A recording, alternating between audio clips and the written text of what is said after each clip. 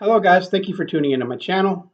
I am Azrael, and in this video we are going to be talking about Necromantic Ink. Well, what is that? What is magic ink?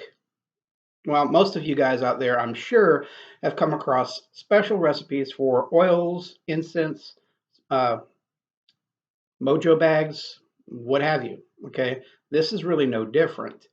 It is an ink that you use when using parchment papers to draw sigils or a contract like you would with something called pact oil, where you make a pact with a spirit.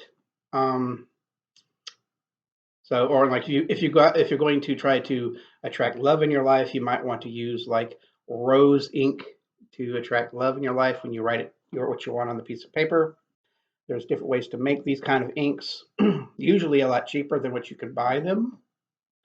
But anyways, sometimes you have to put more work into it.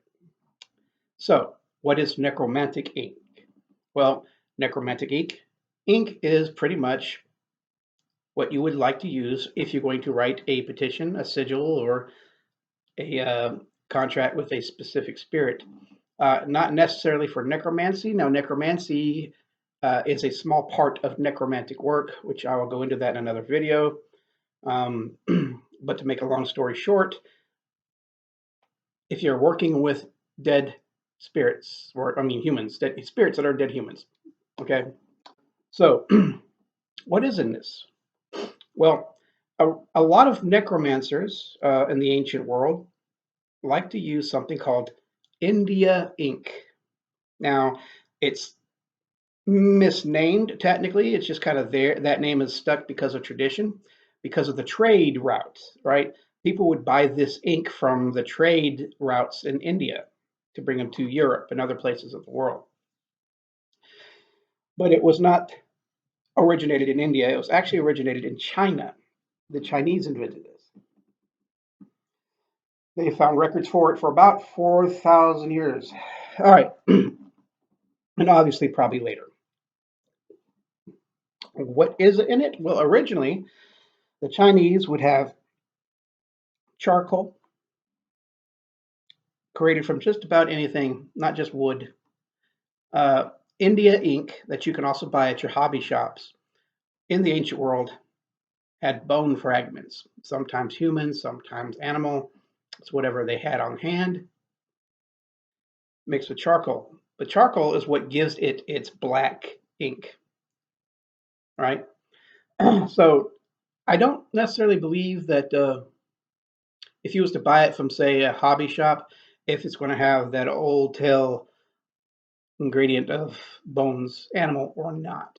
It's usually pretty much pure charcoal. Same kind of charcoal you use on the grill. This charcoal briquette, it's very hard because they basically they glued it together. So this might not be the best type of charcoal. You should probably go online and buy powdered charcoal, which is used in science projects. It's also one of the main ingredients with black powder or gunpowder. Charcoal is not burnt wood. Some recipes will say charcoal ash. That just makes you think that you have to light it on fire and use the ashes. The ashes will be gray. This is basically dehydrated and partially cooked wood or whatever to make the charcoal. That's why it's still black, and it creates a black soot, which some people will call lamp black. It is the same black stuff that you get when you put a spoon or a little plate over a candle, or if you light a candle and it burns and makes that little blackness on the side. It's the same thing. It's actually very fine aerated charcoal. It's basically what that is, and it makes your ink pitch black. So I did use for this video, this demonstration, black charcoal, which will have little small chunks in it because, let's face it, mortar and pestles kind of fucking suck, in my opinion. I can never get everything into a fine powder. It's a chunky powder. But I digress.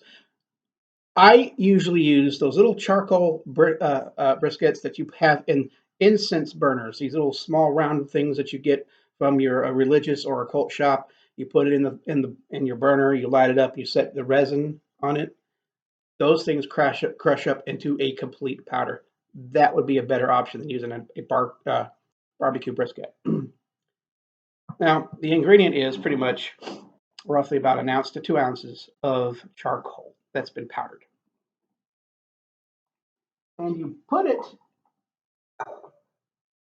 into a bowl of charcoal, and you want to put in rubbing alcohol or 40, 50% alcohol, whatever, some alcohol in there, drop by drop, about maybe a half an ounce if you're using an ounce, or an ounce and a half if you're using 2 ounces, okay? Because you're also going to put vinegar in here. So you're going to put alcohol or vinegar. Some recipes just use water and mix with vinegar. All right, the reason behind this is that you're going to make a slushy with the charcoal. Any pigment that can dissolve in water or alcohol can be used as an ink. Okay, but the trick here is to add just enough liquid to where it makes a very smooth, consistent uh, colored liquid. So you put the charcoal in here. I'm just going to go with 1 ounce. I would probably put in about a half an ounce of water and a half an ounce of alcohol. Alcohol will evaporate, which will cause your ink to dry out quicker. Or you can use half an ounce of water and a half an ounce of vinegar. What the alcohol and vinegar does is it does something to the molecules of the charcoal when it's mixed in this liquid, which makes it more permanent. This will stain. That you're actually making ink like you would get out of a pen. This will create ink stains. So put it in a bowl like this that doesn't really have any. I mean, you can wash it out and eventually it'll come out. And you could probably store it in a small bottle. And with this kind of ink, as it dries out a little bit, you can add a little bit of water and see if it'll sure up a little bit. But again, I would use one ounce of charcoal, a few drops of water, and a few drops of vinegar or alcohol, or all three, as long as you keep it under an ounce, just about under an ounce, to create a thick liquid. If it's not thick enough, add more charcoal, or you could use a thickening agent like Arabic gum that you could put in here, a little sprinkle to help thick it up. You'll find some people who claim, oh, gelatin works. Not really. If it's the gelatin that you buy that is natural occurring, you have to kind of wake it up by putting it in water and hope that it binds. So Arabic gum, I like using honey, not necessarily the necromantic oil. I mean ink, because honey is a great thickener and it makes the ink nice and smooth. But in this case, honey is associated with sunlight, and you're trying to avoid sun associations and are wanting to invoke night, darker kind of aspects like in death.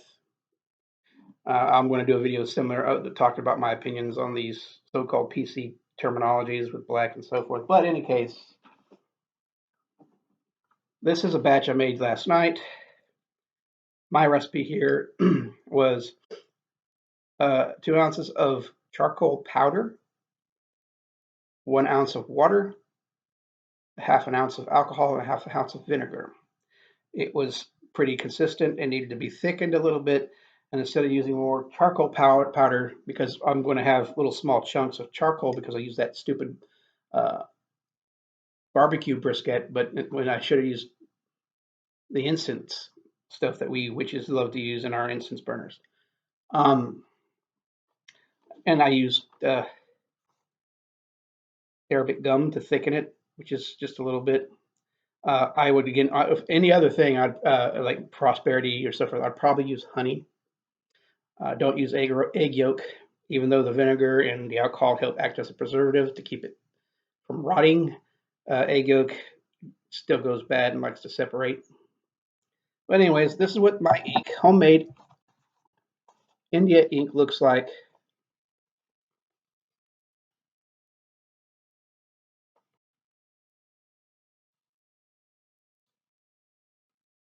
Okay. Don't touch this until it dries. Unlike the ink that comes out of the a well pen or whatever, it's been pretty much almost completely alcohol, so it dries quicker. But once this dries, it's permanent. It'll still smear if you go like this with your finger, but even if you get it wet and smear it, it will still it'll still be there. If you get it on your clothing, it's going to stain. The alcohol and the vinegar, the acids in the vinegar and the alcohol does something to the molecules to where they adhere to things stronger. So when the water or alcohol and vinegar evaporate, it's pretty much there. It's pretty much done. Okay. Thank you for watching my video. If you guys want me to go through recipes for like dragon blood incense, I'm sorry, dragon blood ink or any other kind of ink, money drawing ink, blah, blah, blah, blah, blah, I would try to help you out there. Okay. But this again is used to either write or sign. Now, if you're having a problem taking your quill or paintbrush and writing out the thing, you can use regular ink, but you can sign it with your witch's mark, which, if you don't know what that is, that's basically your own personal sigil that you would write things kind of like back in the days when people couldn't read or write, but they knew they had to sign something that was written. They would put their mark, which is have the same kind of concept. You could sit down, take your name, create a sigil, and that will be your personal signature on magical documents or stuff like that. Okay, but here it is. Thank you for watching.